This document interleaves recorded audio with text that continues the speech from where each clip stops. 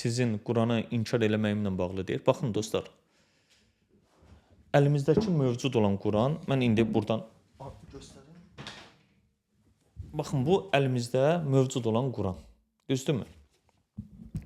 İndi bu Quranı açdığım zaman hər hansısa bir səhifəsini açacağım. Baxın, bu əlimizdə mövcud olan Qurandır. Gördükmü bunu?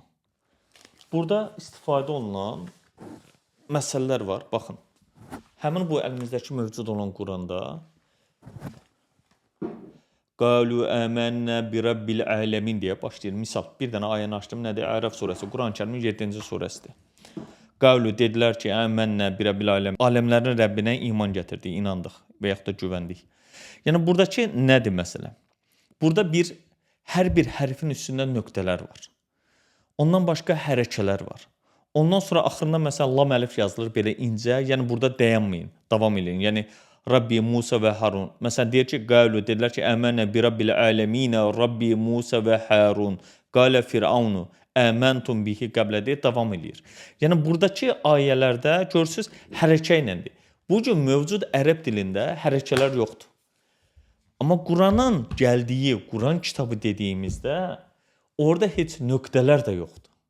Bu nöqtələmə işləri çox sonralar çıxır. Üzərindən hərəkələmə işləri çox sonralar əlavə olunur. Ondan sonra Quranın bugünkü hala gətirilməsi, ayələrin nömrələnməsi, yazılması da 100 illərdən sonra ortaya çıxıb. Yəni, Quranın bəzən görə bilərsiniz ki, məsələn, elə məqam var ki, bilmirəm onu göstərməyim nə dərəcədə doğru olacaq. Baxın, adicə ərəb dilində, indi mən sizə ərəbcəsindən, indi baxın, buradan indi yazıram bir dəqiqə, ərəbcəsini yazıram. Sin, ayn, vav, əlif. Baxın, səvf. İndi birincisindən açıb baxanda 22-ci surə, yəni Həc surəsinin elə birinci ayəsindədir. Baxın, orada, yəni daha doğrusu vavın yanında hərəkədən sonra əlif var. Amma Səbə surəsinin 5-ci ayəsində səvf sözündə orada əlif yoxdur. İndi mən bunu deyənlərə soruşmaq istəyirəm. Burada ikisi də eyni sözdür, eyni mənanı verir. Əliflə yazılmalıdır, yoxsa əlifsiz yazılmalıdır? Quranda ancaq burada gəlir. 2 ayədə. Birində əlifsiz yazılır. Əlifsiz yazılan doğrudurmu? Yəni, buna cavab verə bilərlərmi? Birdən xahiş edirəm, sizin o baş bilən olaraq gördüyünüz və yaxud da müraciət elədiyiniz, soruşduğunuz insanlardan bunu soruşun. Yəni, bu mənim kəşf elədiyim bir məsələ deyil. Mən də bunları oxuyuram, öyrənirəm, görürəm harda var ya yoxdur. Ona görə də bunlara xahiş edirəm, bir baxın, araşdırın ondan sonra. Mən heç bir zaman Quranı, heç bir hərfini belə inkar eləmirəm. Sadəcə olaraq insanların imla xətaları eləyə biləcəyini qeyd eləmişəm. Tərcümələrdə çox böyük səhvlərin olduğunu deyirəm. Hədislərin Allahın vəhyi olmadığını bir daha altından xət çəkərək vurğuluyuram.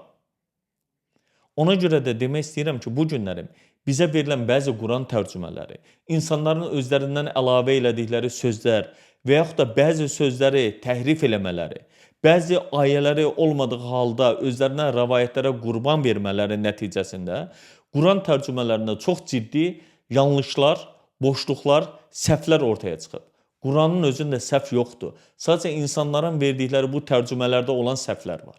Ona görə də bunu düzgün fərqləndirmək lazımdır. Yoxsa Quranı inkar elədi demək, onların mövcud elədikləri məsələlərlə bağlıdır. Quranın yazılışı ilə bağlı elə məsələlər var ki, bu günlərim Səudiyyə Ərəbistanı Türkiyədə nəşr olunan, çap olunan, dərc olunan həmin o Quran nüsxələrini onların qiraətinə uyğun olmadığına görə öz ölkələrinə daxil eləmir. Halbuki Quran eyni Qurandır. Yazılışı ilə bağlı bir məsələdir.